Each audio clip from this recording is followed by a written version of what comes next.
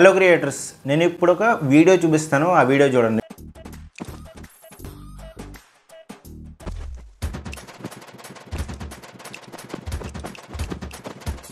So ఇక్కడ బ్రహ్మానందం గారు ఏం చేశారంటే టెస్ట్ చేస్తున్నారనమాట. సో ఇది ఒక జనరల్గా మనుషుల్లో ఉండే టెండెన్సీ, ఒక అత్యుత్సాహం అనమాట. ఈ అత్యుత్సాహాన్ని యూజ్ చేసుకొని మనం సబ్స్క్రైబర్స్ని ఎలా గెయిన్ చేసుకోవాలి, సింపుల్ టెక్నిక్ యూజ్ చేసి ఒక యూట్యూబ్ పవర్ఫుల్ ఫీచర్ ఉందన్నమాట. యూట్యూబ్ వాళ్ళు ఇప్పుడు అందరికీ ఇచ్చేశారు. ఇంతకుముందు అయితే ఫీచర్ ఎలిజిబిలిటీ ఉండేదన్నమాట, ఇంతమంది సబ్స్క్రైబర్స్ ఉండాలి, అంత ఉండాలని చెప్పి. ఇప్పుడు ప్రతి ఒక్కరి దగ్గర ఈ ఫీచర్ ఉంది. మీరు జస్ట్ వెరిఫికేషన్ చేసుకుంటే మీకు ఈ ఫీచర్ రెడీగా అవైలబుల్ ఉంటుంది అనమాట. ఆ ఫీచర్ని యూజ్ చేసుకొని మీరు సబ్స్క్రైబర్స్ని గెయిన్ చేసుకోవచ్చు ఈజీగా అనమాట. ఇదేది రాంగ్ వే కానీ హ్యాకీ వే కానీ కాదు. యూట్యూబ్ ఇచ్చిన మెయిన్ ఫీచర్స్లోనే ఒక బెస్ట్ ఫీచర్ అనమాట. సో ఇది ఏంటంటే చాలామంది షార్ట్స్ ఏమో అనుకుంటారు. షార్ట్స్ కాదు. షార్ట్స్ అనేది ఒక మ్యాజిక్ లాంటిది. లాంగ్ ఫామ్ వీడియోస్ చేస్తూ మధ్యలో షార్ట్స్ చేసి ఎవరైనా 2000 సబ్స్క్రైబర్స్ 2000 వ్యూస్ కానీ 3000 వ్యూస్ కానీ చూస్తున్నారనుకోండి. సో అప్పుడు ఏమవుతుంది, ఈ షార్ట్స్ నుంచి మనకి చాలా రీచ్ వస్తుంది, చాలా సబ్స్క్రైబర్స్ వస్తున్నారని చెప్పి అందరూ షార్ట్స్కి స్విచ్ అయిపోతూ ఉంటారు. సో అక్కడ 10 మిలియన్ వ్యూస్ రావడం అనేది చాలా కష్టం అనమాట. అన్లెస్ ఒక నావెల్ కంటెంట్ ఉంటే, అంటే ఒక గ్రౌండ్ బ్రేకింగ్ కంటెంట్, ఒక డిఫరెంట్ కంటెంట్ ఉండి జనాలకి కనెక్ట్ అయ్యి కంటెంట్ ఉంటేనే మీరు షార్ట్స్లో క్లిక్ అవ్వగలుగుతారనమాట. రెగ్యులర్ కంటెంట్ మీరు షార్ట్స్లో పెడితే క్లిక్ అవ్వదు. రెగ్యులర్ కంటెంట్ పెట్టకూడదన్నానని మీరు అసలు షార్ట్స్ వేస్ట్ అని కాదు నా ఎక్స్ప్లెనేషన్. రెగ్యులర్ కంటెంట్ మీరు ఎలాంటివి పెట్టచ్చు అంటే, మీరు జనాలతో ఒక కనెక్ట్ పెట్టుకునేలాగా, ఒక వాళ్ళతో మాట్లాడుతున్నట్టు, మీ డైలీ లైఫ్లో జరుగుతున్నవి వాళ్ళతో మాట్లాడుతున్నట్టు, వాళ్ళు రిసీవ్ చేసుకుంటున్నట్టు మీరు ఎక్స్ప్లెయిన్ చేయగలిగితే ఆ షార్ట్స్ కూడా పవర్ఫుల్ ఉంటాయి. దాంట్లో కూడా మీరు ల్యాక్స్లో వ్యూస్ వస్తాయి. అప్పుడు మీకు 10 మిలియన్ వ్యూస్ అనేది ఈజీగా వస్తుంది అనమాట. సో అలా కాకుండా మీరు ఏదో జరుగుతుంది, మీ పిల్లోడు ఎవరు ఆడుకుంటున్నారు, దాన్ని షార్ట్ కింద తీసి పెడితే దానికి 2000 వ్యూస్ వస్తే రావచ్చు, లేదా 500 వ్యూస్ వస్తే రావచ్చు. కానీ దానివల్ల మీ ఛానల్కి పెద్ద ఉపయోగం లేదనమాట. లాంగ్ టర్మ్లో మీరు ఒక కమ్యూనిటీని బిల్డ్ చేయకపోతే మీ ఛానల్ అనేది పెద్ద యూజ్ ఉండదు. మీరు ఎంత మానిటైజేషన్ చేసుకున్నా, మీరు ఎంత మనీ ఖర్చు పెట్టినా మీ ఛానల్ నుంచి యూజ్ ఉండదు అనమాట. సో ఈ షార్ట్స్ గురించి నేను చెప్పట్లేదు. షార్ట్స్ గురించి సెపరేట్ టాపిక్ అయితే నేను చేస్తాను. ఎందుకంటే షార్ట్స్ చేసేవాళ్ళు ఒక కరెక్ట్ స్ట్రాటజీతో చేయాలన్నమాట. అది లేకుండా నార్మల్గా వ్యూస్ వస్తుందని షార్ట్స్ అయితే చేయకండి.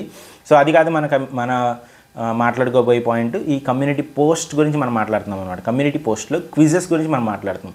ఈ క్విజ్ ఏంటంటే, జనరల్గా ఎవరికైనా ఒక క్వశ్చన్ చూసారనుకోండి, ఆ క్వశ్చన్ని ఆన్సర్ చేయాలన్నా అత్యుత్సాహం ఉంటుంది అనమాట, క్యూరియాసిటీ ఉంటుంది. అదే మీరు పోల్ పెట్టారనుకోండి, ఎవరు గెలుస్తారని పోల్ పెట్టారనుకోండి, ఎవరో వాళ్ళు గెలుస్తారు కదా అని పోల్ పెడతారు.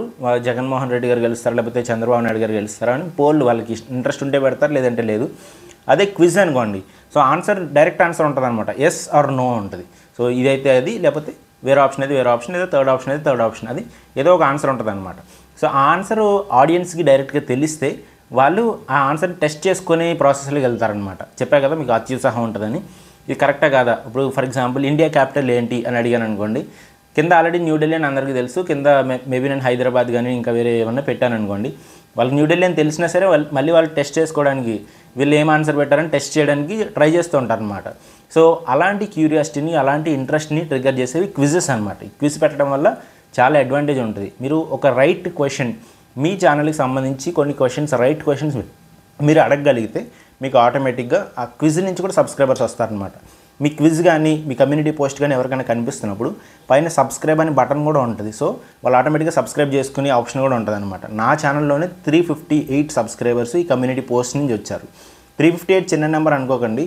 సో 358 సబ్స్క్రైబర్స్ ఒక పోస్ట్ చూసి, లేదా కొన్ని పోస్ట్ చూసి సబ్స్క్రైబ్ చేసుకుంటున్నారంటే వాళ్ళు మన ఛానల్ని చూడడానికి ఒక 100% ప్రాబిలిటీ ఉంటుంది అనమాట. మన ఛానల్ నచ్చింది కాబట్టి వాళ్ళు సబ్స్క్రైబ్ చేసుకున్నారు. యాక్సిడెంటల్గా సబ్స్క్రైబ్ చేసుకోరనమాట. అది షార్ట్స్లో జరుగుతుంది. ఇక్కడ కావాలని వాళ్ళు సెలెక్ట్ చేసుకొని సబ్స్క్రైబ్ చేసుకుని ఉంటారనమాట. సో వాళ్ళు మన వీడియోస్ చూడడానికి చాలా ఎక్కువ ఛాన్స్ ఉంటుంది. దీంట్లో సెకండ్ ఫ్యాక్టర్ ఏంటంటే, ఇండైరెక్ట్గా మన వీడియోస్ని చూస్తారు వాళ్ళు. ఎలా అంటే, మన పోస్ట్ నచ్చింది అనుకోండి, వీళ్ళు ఈ ఛానల్లో ఏం పెడుతున్నారని చెప్పి ఇండైరెక్ట్గా వీడియోస్ చూసి అక్కడ సబ్స్క్రైబ్ చేసుకుంటారు. సో ఆ వచ్చిన సబ్స్క్రైబ్ అనేది ఈ కమ్యూనిటీ పోస్ట్లకి యాడ్ అవ్వదు, కానీ మనకి నార్మల్గా ఛానల్కి యాడ్ అవుతుంది.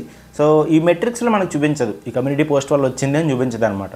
సో నేను డైరెక్ట్గా 358 వచ్చిందని నెంబర్ చూపిస్తుంది, కానీ ఇండైరెక్ట్గా ఒక 3000 సబ్స్క్రైబర్స్ కూడా నాకు వచ్చి ఉండొచ్చు. అది మనకు తెలీదు, మనకి వీడియోస్ దగ్గర యాడ్ అవుతుంది అనమాట. వీడియోస్ నుంచి వచ్చింది అని చెప్తారనమాట. సో ఇది ఒక పవర్ఫుల్ టూల్ లాంటిది క్విజ్ అనేది.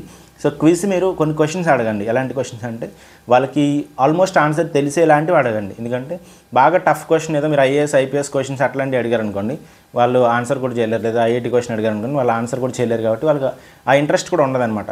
క్వశ్చన్ చాలా సింపుల్గా ఉండాలి, ఫన్నీగా ఉండాలి, ఎంటర్టైనింగ్గా ఉండాలి. ఇట్లాంటి చిన్నగా ఒక వాళ్ళని ఎంటర్టైన్ చేసేవో, లేకపోతే ఎంగేజింగ్గా ఉండేవో క్విజెస్ పెడితే జనాలు వాటిని క్లిక్ చేసి మీ ఛానల్ని సబ్స్క్రైబ్ చేసుకునే ఆప్షన్ ఉందన్నమాట. సో మీకు ఈ వ్యూస్ కానీ సబ్స్క్రైబర్స్ కానీ ఆటోమేటిక్గా పెరిగే ఛాన్స్ ఉంటుంది. ఈ కమ్యూనిటీ పోస్ట్ని మీరు ఎలా వాడాలి, ఈ క్విజెస్ అని నేను చెప్తున్నాను. క్విజ్ యూస్ చేస్తున్నారు, అంతవరకు బాగానే ఉంది.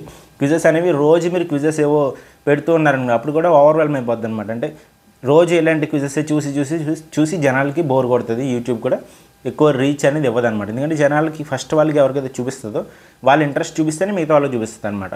సో మీరు ఏం చేయొచ్చు అంటే, మీరు ఒక మిక్స్చర్ బాటిల్లో తయారు చేయాలి. సింపుల్గా చెప్పాలంటే, అంటే ఒకరోజు క్విజ్ పెడితే నెక్స్ట్ డే ఒక కమ్యూనిటీ పోస్ట్ పెట్టండి. పోస్ట్ అంటే మీరు క్వశ్చన్ అడగడమో, లేకపోతే మీ ఫొటోస్ ఉంటాయి కదా, ఫొటోస్ అంటే మీరు వీడియో రికార్డ్ చేస్తున్నప్పుడు ఏవో ఫెయిల్ అయ్యి ఉంటాయి కొన్ని, ఒలిగిపోవడమో లేకపోతే ఏదో జరగడమో, అట్లాంటి బ్లోపర్స్ అంటారు కదా, బ్లోపర్స్ని యాడ్ చేయడమో, వాటి ఫొటోస్ యాడ్ చేయడమో చేయండి. లేదా మీరు ఏం చేయొచ్చు అంటే, ఏదో మీరు నెక్స్ట్ చేయబోయే కంటెంట్కి సంబంధించిన టీజర్స్ పెట్టండి, లేదా ఏదైనా క్వశ్చన్స్ అడుగుతూ ఉండండి. అలాంటి ఇంట్రెస్టింగ్వి యాడ్ చేయండి కమ్యూనిటీ పోస్ట్లో. సో పోస్ట్ గురించి టెక్స్ట్ కానీ ఫొటోస్ కానీ యాడ్ చేయండి. ఫస్ట్ క్విజ్ పెడతారు, ఫొటోస్ పెడతారు, మళ్ళీ నెక్స్ట్ డే ఒక పోల్ పెడతారు, మళ్ళీ ఆ తర్వాత మళ్ళీ క్విజ్ పెడతారు. సో ఇలా మీరు ఇలా ఇంటర్లీవ్ చేసుకోండి, ఒకటి అట్లా ప్లాన్ చేసుకోవడం వల్ల మీకు అడ్వాంటేజ్ ఉంటుంది అనమాట. సో డైలీ ఒక కమ్యూనిటీ పోస్ట్ అయితే పడుతూ ఉండాలి, దాంట్లో క్విజెస్ ఎక్కువ పడుతూ ఉండాలన్నమాట. మీకు ఇది క్లియర్ అయింది అనుకుంటున్నాను. ఇంకొక మెయిన్ థింగ్ ఏంటంటే, నెక్స్ట్ ఏం వీడియో చేయాలి ఇలాంటివి అడగండి. లేదా మీరు ఆల్రెడీ చేసిన వీడియోస్ ఉన్నాయి కదా, వాటిని ఇక్కడ షేర్ చేసుకోకండి. షేర్ చేసుకోవడం వల్ల అడ్వాంటేజ్ ఉందా మీరు అనుకోవచ్చు. కొంతమంది చూస్తారు, కొంతమంది చూడకపోతారు. కానీ నేను పర్సనల్గా అబ్జర్వ్ చేసింది నెంబర్ ఆఫ్ ఛానల్స్లో, నా ఒక్క ఛానల్ కాదు, నెంబర్ ఆఫ్ ఛానల్స్లో అబ్జర్వ్ చేసింది ఏంటంటే, నార్మల్గా వాళ్ళు వీడియో చూస్తారు, మళ్ళీ కమ్యూనిటీ పోస్ట్లో కూడా అదే వీడియో కనిపించింది అనుకోండి, ఇగ్నోర్ చేస్తారనమాట. అందుకే మీకు వాటికి ఇంప్రెషన్స్ చాలా తక్కువ ఉంటాయి. లైక్స్ కూడా చూడండి, కొన్ని వీడియోస్కి లైక్స్ 0 ఉంటాయన్నమాట. మీరు ఈ వీడియోని కమ్యూనిటీ పోస్ట్లో షేర్ చేస్తే, ఆ వీడియోని షేర్ చేయకుండా వీడియోకి సంబంధించిన డీటెయిల్ కానీ ఏదైనా క్వశ్చన్ కానీ అడగండి. క్వశ్చన్ అడిగి పైన లింక్ మీరు ఇచ్చేయండి. అలా లింక్ ఇచ్చారనుకోండి, ఆబ్వియస్గా ఏమవుతుంది, వాళ్ళు క్వశ్చన్ ఆన్సర్ చేసిన తర్వాత లింక్ క్లిక్ చేసి వీడియో చూడడానికి ఇష్టపడతారు. కానీ సేమ్ వీడియో ఇక్కడ ఉంటే ఇష్టపడరు అనమాట. సేమ్ వీడియోని ప్రమోట్ చేయడానికి కమ్యూనిటీ ట్యాబ్ వాడకండి. ఒక సోషల్ మీడియా ప్లాట్ఫామ్ లాగా యూజ్ చేసుకోండి. అంటే యూట్యూబ్ కూడా సోషల్ మీడియా ప్లాట్ఫామే. నేను అనేది ఒక ఇన్స్టాగ్రామ్ లాగో లేకపోతే ఒక ఫేస్బుక్ లాగో మీరు కమ్యూనిటీ పోస్ట్ని యూజ్ చేసుకుని ఉండాలి. మీ రెగ్యులర్ లైఫ్లో అప్డేట్స్ ఏం జరుగుతున్నాయి, మీ ఛానల్కి సంబంధించి ఏం జరుగుతుంది, మీరు ఒకవేళ లాగ్స్ చేస్తే కనుక మీ రెగ్యులర్ అప్డేట్స్, ఒకవేళ మీరు ఏదైనా కీర్తనలు ఏమైనా పాడుతుంటే కనుక కీర్తనలు రిలేటెడ్, డివోషనల్ ఉంటే డివోషనల్ రిలేటెడ్, ఇట్లా కమ్యూనిటీ పోస్ట్ అనేవి మీ ఛానల్కి రిలవెంట్గా ఉండాలి. ఏవో వేరే కమ్యూనిటీ పోస్టులు అట్లాంటివి పెట్టకండి. సో దానికి సంబంధించినవి పెట్టండి.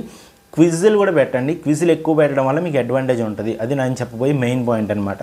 సో మీకు ఈ కమ్యూనిటీ పోస్ట్ ఇంకా రాలేదు, లేకపోతే క్విజ్ ఎలా పెట్టాలో తెలియదు అనుకోండి, జస్ట్ ఇక్కడ కామెంట్ చేయండి. మీరు ఆల్రెడీ యూజ్ చేస్తున్నారా లేదా ఈ కమ్యూనిటీ పోస్ట్ని, అందులో క్విజ్ని యూజ్ చేస్తున్నారా లేదా అనేది ఖచ్చితంగా కామెంట్ చేయండి. ఎందుకంటే ఆ కామెంట్ వల్ల మిగతా వాళ్ళు కూడా ఇన్స్పిరేషన్ వస్తుంది అనమాట. మేము యూజ్ చేస్తున్నాము అని అనిపిస్తే వాళ్ళు కూడా యూజ్ చేస్తారు. లేదు మీరు చేయట్లేదు, ఈ రోజు నుంచి మీరు స్టార్ట్ చేయాలని అనుకుంటున్నారు అనుకోండి, చెప్పండి, కామెంట్లో చెప్పండి, నేను ఈ రోజు నుంచి స్టార్ట్ చేద్దాం అనుకుంటున్నాను చెప్పండి. అది మిగతా వాళ్ళు కూడా ఇన్స్పైర్ చేస్తుంది అనమాట. వాళ్ళు కూడా కామెంట్ చేసి వాళ్ళు కూడా స్టార్ట్ చేస్తారు. కమ్యూనిటీ పోస్ట్ని యూజ్ చేసుకోండి, మీ ఛానల్ని గ్రో చేసుకోండి. Thank you very much. By by.